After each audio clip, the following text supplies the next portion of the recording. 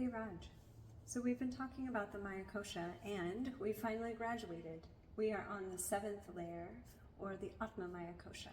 We've walked through the physical layer, the energetic layer, the psycho-emotional layer, the intellectual layer, through the bliss layer, and also through the layer of consciousness. So tell us about Atmamayakosha, the layer of the soul. Atma is soul. And as you can imagine, the soul is transcendent or transcending of lifetimes. So if Chittamayakosha doesn't connect with you as something that you carry forward from lifetime to another, the soul layer, the Atmamayakosha, must connect in some ways or resonate in some ways. The work of the Atmamayakosha, what you imprint on your soul that is carried from one lifetime and one incarnation to another incarnation, are your karmic motivations, the motivations of your karma. And I find that this is perhaps the most misunderstood yoga concept in the West. People get too caught up on the laws of karma, like action, reaction, or good versus not so good. But karma is much more complex than that. There are many different ways of explaining karma, but there are three natures through which we accumulate our karmic merits. One is samskara, that we keep doing over and over and over as a result of our likes and dislikes. And it creates a pattern. It creates a dualistic pattern. It is far from neutrality. It does not matter what your society, your lifetime, your perspective, your education, your background, your life experiences have taught you in terms of good or bad. There is no such thing. Yeah? And so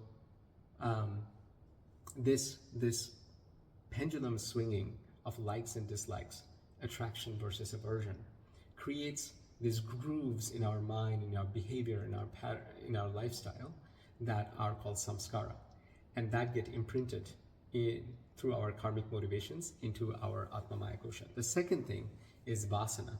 Vasanas are tendencies that is very difficult to explain within the scope of this lifetime. So yoga says, if you don't believe in reincarnation, look at your vasana, as in, what are some of our innate tendencies that even newborn babies or children or boys and girls and human beings in general show that does not have a direct life experience connection. Yeah, those are your tendencies, your vasana.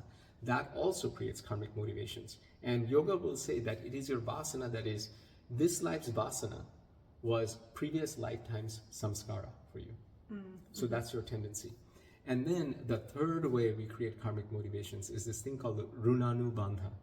And this is your family ties. Yoga says that we as souls make one decision prior to our birth, and that is selecting our parents, because that then creates all the conditions for whatever life lesson or whatever evolution of our soul that you're looking forward to. So this runanubandha is another impression that gets carried forward. And through that, not just with your parents, but every single relationship that you have formed creates an impression, creates a karmic motivation, an accumulation that in the future you have to overcome. And it is only when you have reached a karmic neutrality, no pluses, no minuses, neutrality. And this pluses and minuses are accumulated through interactions, through thoughts, through motivations, through dreams, through unmanifested desires. All of this creates this karmic impression in our Atmamayakosha. So to practice how to develop your Atmamayakosha are deep or deepest states of internal practices or deepest states of meditation, where you stop all duality, all motivations entirely, and you are just still in a state of samadhi. And that's when you're introducing, those are the moments when you're actually not accumulating.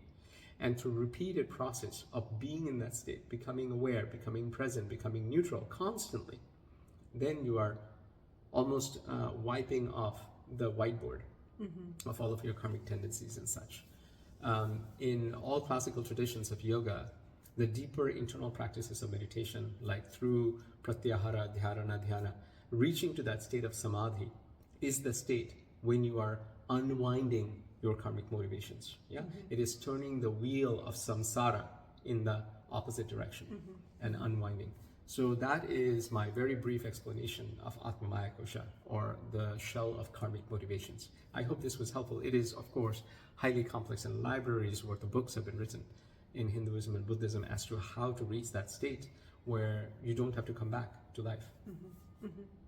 Well, thank you for sharing this brief glimpse into it. And yeah, thank you all so much for watching. We hope this is helpful and educational, and we look forward to sharing something with you soon. Thank you. Namaste. Namaste.